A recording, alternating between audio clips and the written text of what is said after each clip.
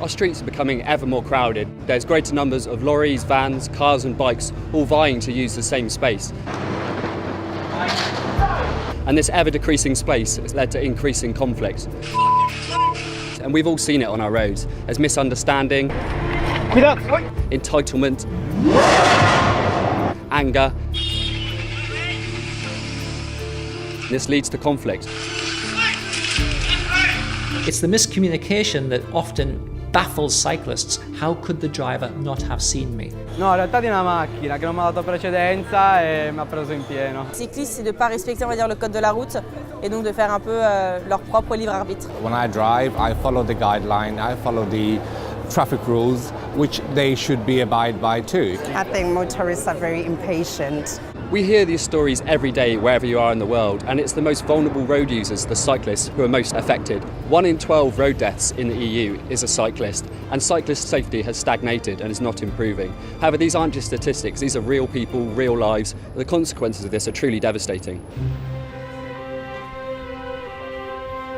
So my name is Victoria Lebrec and I'm now 27 years old. I would describe myself as very normal girl. I used to go out a lot, was quite active, did a lot of sports, so would cycle everywhere, go to the gym, skied. I think cycling is a really great way to get to work. You avoid getting on the tube, which is really hectic. You get your half hour of exercise in twice a day. So yeah, I loved cycling. I thought it was the best way to get around. So the day that the collision happened was just a normal Monday morning. I was cycling from down Clerkenwell Road from Old Street and I was aiming to go down there to where my office was. My office is just about 300, 400 metres from here. I did this commute every single day and was in the cycle lane here next to the lorry.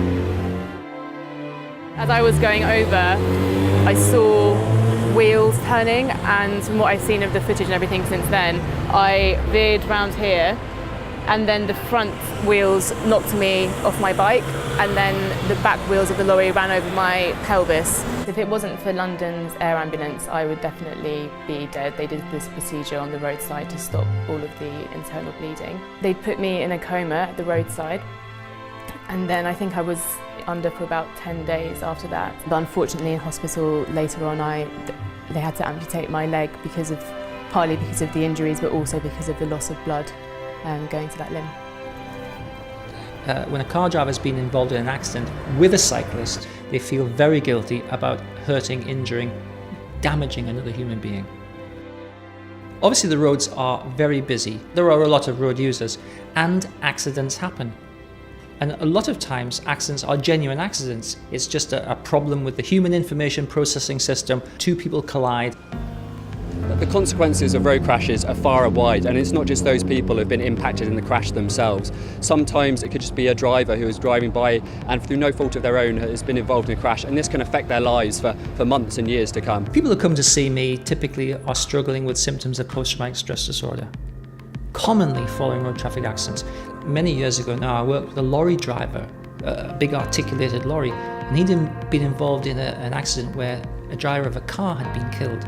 Now, this was such an intense experience that the lorry driver, had no memory of the accident itself. He blamed himself. He felt tremendously guilty.